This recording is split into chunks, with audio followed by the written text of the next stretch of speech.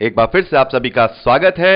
हम अध्ययन कर रहे हैं गिनती की पुस्तक का और अब समय है कि हम उसके 18वें अध्याय 25वें वचन से आगे का अध्ययन करें।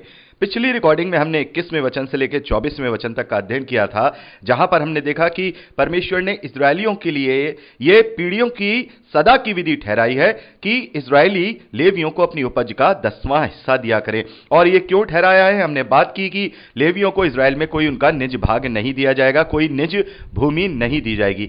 तो हमने वहां बात की कि अब ये मसीह विश्वासियों पर लागू नहीं होता, ये कंपल्सन मसीह विश्वासियों पर लागू नहीं होता। और जब हम जैसे प्रचारक जब 10वां अंश के विषय में लोगों को प्रचार करते हैं, लोगों को बताते हैं, सच्चाई बताते हैं कि अब 10वां अंश मसीह विश्वासियों पर लागू नहीं होता, तो वो लोग हम जैसे प्रचारकों को ये कहते हैं कि हम मसीह विरोधी कार्य कर रहे हैं, क्योंकि कलीसिया को चलाने के लिए धन की जरूरत होती है, पैसे की जरूरत होती है, और ऐसे में हम लोगों को बहका रहे हैं कि वो 10वां अंश ना दें। मेरे प्यारे भाई बहनों, मैं लोगों को या आप लोगों को ये मैं गलत शिक्षा नहीं दे रहा हूं कि आपको 10वां अंश नहीं देना चाहिए, कि आपको दान नहीं देना चाहिए। यहां पर जो शिक्षा सही और खरी है वो ये है कि 10वां हिस्सा जो है कंपलसरी नहीं है। जैसे कि हम देखते हैं इजरायलियों पर कंपलसरी था और बहुत सारे प्रचारक इसे कंपलसरी करके इसको प्रचार करते हैं।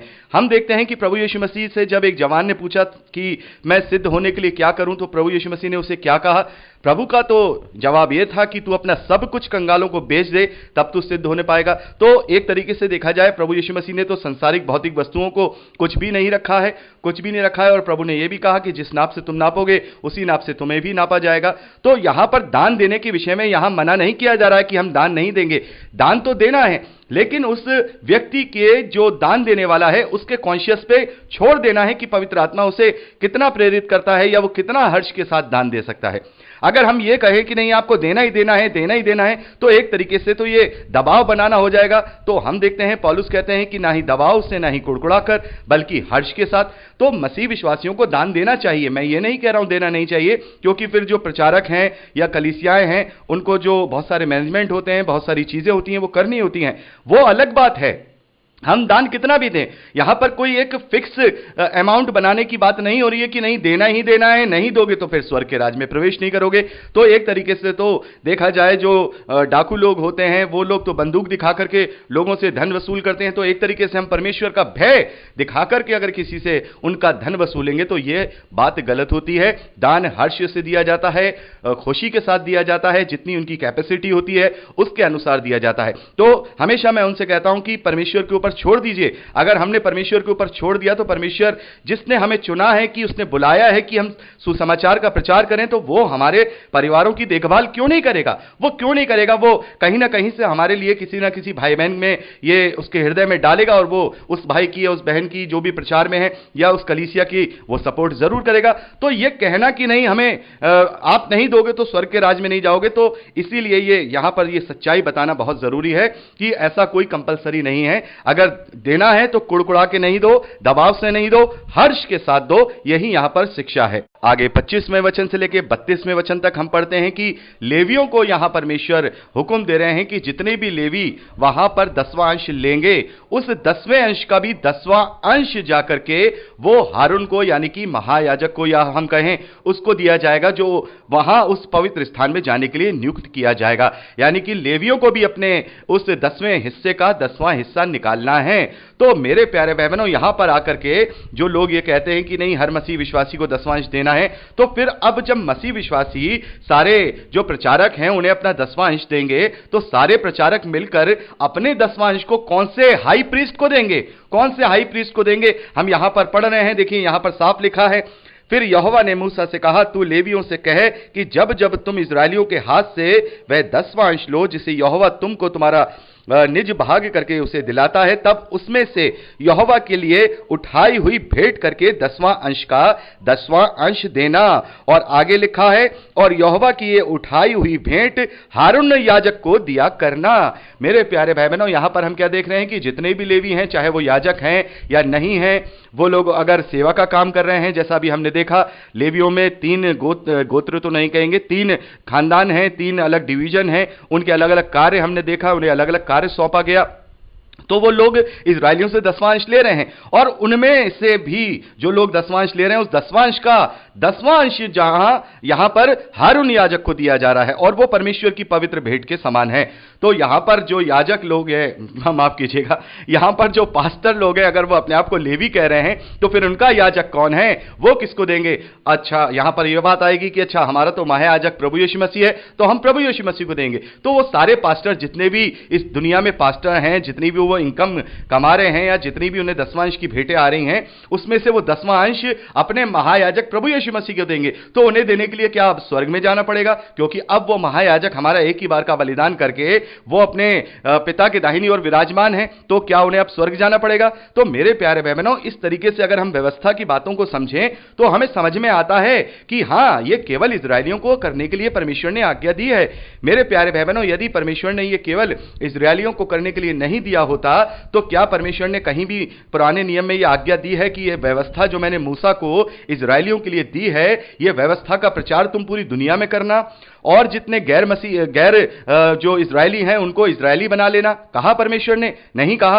परमेश्वर ने यह सदा की रीति इजरायलियों के लिए ठहराई, क्योंकि एक समय तक परमेश्वर को अपने नाम को वहां पर संजो के रखना था, ताकि परमेश्वर का नाम दुनिया में कोई मिटा ना सके, दुष्ट जो है उसका नाम ना मिटा सके, और उसका नाम जानने वाले लोग हों, यहोवा को पहचानने वाले लोग हों, जो कि परमेश्वर यहोवा का निज भाग और उसकी निज प्रजा हो। तो मेरे प्यारे भाई बहनों, जैसा कि परमेश्वर ने इजरायलियों से यह आदेश नहीं दिया है कि तुम इस व्यवस्था को दूसरों को भी दो और दूसरों को भी मानना सिखाओ और उन्हें इजरायली बनाओ, नहीं दिया, नहीं दिया, नहीं दिया। इसीलिए यह व्यवस्था केवल इजरायलियों के लिए है। लेकिन प्रभु यीशु मसीह ने विश्वास की व्यवस्था का प्रचार करने के लिए मसीह विश्वासियों को आदेश दिया है। मत्ती का सुसमाचार 28वें अध्याय में हम पढ़ते हैं, प्रभु ने कहा कि जाति जाति के लोगों को चेला बनाओ, उन्हें पिता पुत्र पवित्र आत्मा के नाम से बपतिस्मा दो, जो बातें मैंने तुम्हें सिखाई हैं उन्हें मानना सिखाओ। यह आज्ञा प्रत्येक मसीह विश्वासी को प्रभु यीशु मसीह ने दी है। हमारा जो मिशन ही यही है कि हम प्रभु यीशु मसीह के मिशन का प्रचार करें, यानी कि जाति जाति के लोगों को प्रभु के लहू में शुद्ध करें,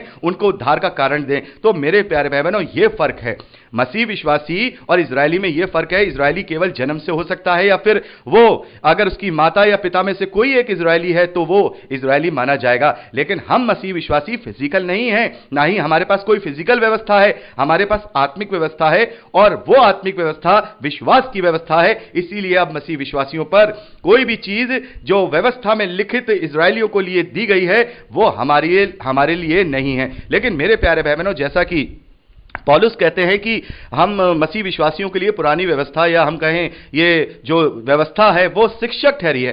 तो अगर कोई अपना दसवां अंश निकालना चाहता है इसको शिक्षा को मान करके अपनी मर्जी से अपने हर्ष के साथ, तो इसमें कोई बुराई नहीं है, क्योंकि दसवां जो पैटर्न है वो एक अच्छा पैटर्न है कि परमेश्वर के लिए हम अपने जो दान पुण्य कर रहे हैं या हम परमेश्वर के लिए दान दे रहे हैं, वो सबसे अच्छा पैटर्न कि हम दसवां करें। क्योंकि याकूब ने भी दसवां देने का वादा किया था और इब्राहिम ने भी अपना दसवां दिया था, और हम यहां पर देखते हैं कि परमेश्वर ने लेवियों का भाग भी दसवां ही ठहराया है। तो एक अच्छा, एक जिसे हम कहेंगे एक परसेंटेज है जो मसीह विश्वासियों को अगर दान करना है तो वो इतना दान करें तो ये ज्यादा बेहतर होगा। लेकिन इसमें भी कोई उनके ऊपर दबाव नहीं है, उनके ऊपर कुड़कुड़ाहट नहीं है, उनके ऊपर कोई बंदूक नहीं रखी है कि परमेश्वर उन्हें स्वर्ग के राज्य से नहीं विहीन कर देगा या उन्हें नहीं लेगा। ये सारी चीजें अपने हर्ष से, अपने आनंद से, अपने उत्साह से की जाती हैं। तो अगर हम किसी को अपना हिस्सा देना चाहते हैं, दान करना चाहते हैं, तो ये अच्छा तरीका है कि दसवां हिस्सा दिया जाए। लेकिन इसको अगर हम कंपलसरी कर देंगे तो फिर ये व्यवस्था का एक नियम है, और जो कोई व्यवस्था के एक नियम में भी अगर चूक जाएगा तो फिर व्यवस्था के अनुसार वो श्रापित है। तो हमें व्यवस्था का कोई भी बात को अपने ऊपर जो फिजिकल रूप से है वो लागू नहीं करनी है, केवल मोरल लॉ ही अपने ऊपर लागू करने हैं। और मोरल लॉ को भी प्रभु यीशु मसीह ने तो बहुत ही बड़ा चढ़ा करके हमें दे दिए हैं। जैसा कि हमने एक उदाहरण आपको हमने पहले भी लिया था, जैसा व्यवस्था में लिखा है कि तुम व्यभिचार मत करना। प्रभु ने क्या कहा? अरे मैं तुमसे कहा गया कि तुम व्यभिचार मत करना, लेकिन मैं तुमसे कहता हूं कि किसी स्त्री पर बुरी दृष्टि भी मत डालना। तो मोरल लॉ को तो प्रभु यीशु मसीह ने और भी बढ़ाकर चढ़ा करके आत्मिकता में हमें दे दिए हैं। तो मोरल लॉ को छोड़कर कोई और लॉ अब मसीह विश्वासियों पर लागू नहीं होते हैं। तो मेरे प्यारे भाई बहनों, यहां पर हमने 18वें अध्याय को कंप्लीट किया है और आप इसको पर्सनली रूप से पढ़ लीजिएगा। और यहां अब हम 19वें अध्याय पहले वचन से आगे का अध्ययन करेंगे। 19वां अध्याय पहले वचन से लेकर के 10वें वचन तक जो शुद्धिकरण की विधि है, एक तरीके से देखा जाए हमारे लिए ज्यादा जरूरी तो नहीं है, क्योंकि अब हम कोई शुद्धिकरण की विधि नहीं करते हैं, लेकिन इसका जो सीधा संबंध है वो तीसरे बार जो मंदिर बनाया जाएगा उससे संबंध रखता है। और अंत के दिनों का सबसे बड़ा चिन्ह इसी शुद्धिकरण की विधि से जुड़ा हुआ है। इसीलिए ये 19वें अध्याय पहले वचन से लेकर 11वें वचन तक जो हम पढ़ते हैं, 10वें वचन तक जो पढ़ते हैं, एक मसीह विश्वासी के लिए बहुत महत्वपूर्ण हो जाता है।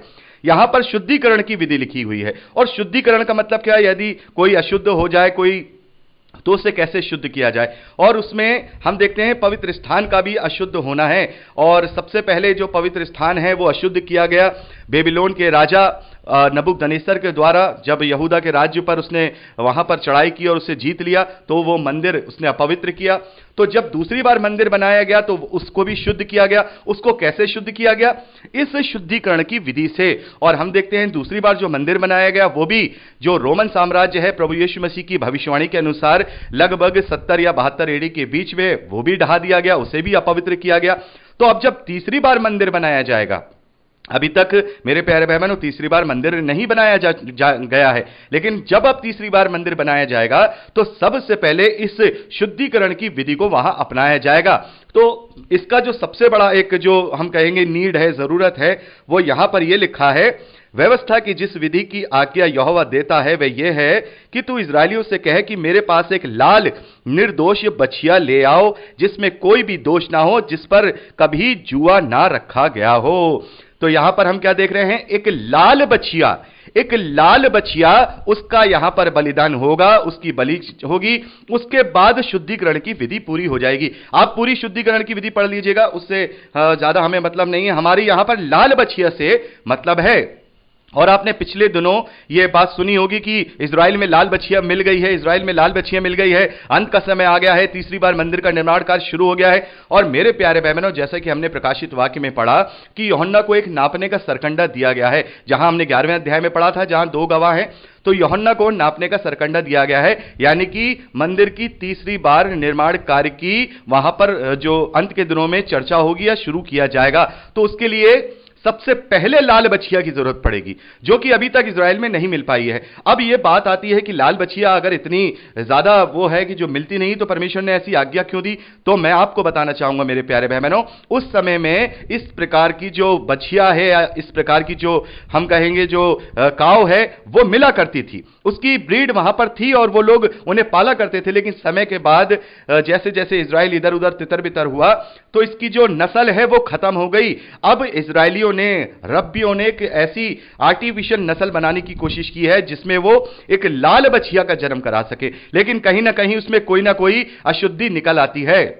और जो इजरायली रब्बी हैं वो बड़े ही उसको कॉन्शियस के साथ बड़े ही ध्यान से उसे चेक करते हैं, लेंस लगा लगा करके चेक करते हैं कि इसमें कोई दोष तो नहीं है, ताकि जिस वक्त उन्हें लाल बछिया मिल जाए तो वो शुद्धिकरण की विधि कर सके। तो मेरे प्यारे भाई बहनों, ये एक बहुत बड़ा चिन्ह है। यदि लाल बछिया अगर इजराइल में वो उत्पन्न हो जाती है, जैसा कि बहुत सारे लोग कहते हैं कि हो चुकी है, लेकिन मेरा मानना यह है कि ये ऑफिशियल बयान नहीं है।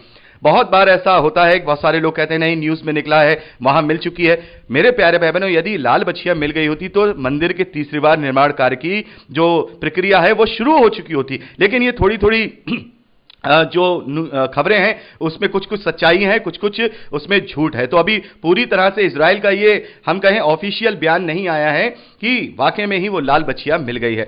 तो ये सबसे बड़ा चिन्ह होगा जब मंदिर की शुद्धिकरण की विधि की जाएगी। तो ये हमारे लिए इसलिए जरूरी है क्योंकि हमारे प्रभु के द्वितीय आगमन से ये बात जुड़ी है। ये शुद्धिकरण की विधि प्रभु के द्वितीय आगमन से जुड़ी हुई है और साथ ही उन 2 गवाहों के आगमन से भी जुड़ी हुई है। उन 2 गवाहों के आगमन से भी जुड़ी हुई है, जैसा कि हमने अध्ययन किया कि जब मंदिर के तीसरी बार निर्माण कार्य की प्रक्रिया शुरू की जाएगी या उसकी चर्चा की जाएगी, जब ही प्रभु के परमेश्वर के वो दो भविष्यद्वक्ता इस धरती पर उसके लिए प्रचार करेंगे, उसके लिए भविष्यवाणियां करेंगे, जिसके विषय में हमने प्रकाशित वाक्य 11वें अध्याय में अच्छी तरह से अध्ययन किया है। तो मेरे प्यारे भाई बहनों, यहां पर हमने 18वें अध्याय में देखा कि जो 10वां अंश है वो केवल इस्राएलियों के लिए है, अब मसीह विश्वासियों पर वो लागू नहीं होता। और 19वें अध्याय में हमने शुद्धिकरण की विधि के विषय में देखा, पहले वचन से लेकर 10वें वचन तक। तो आगे का अध्ययन अब हम अगली रिकॉर्डिंग में करेंगे।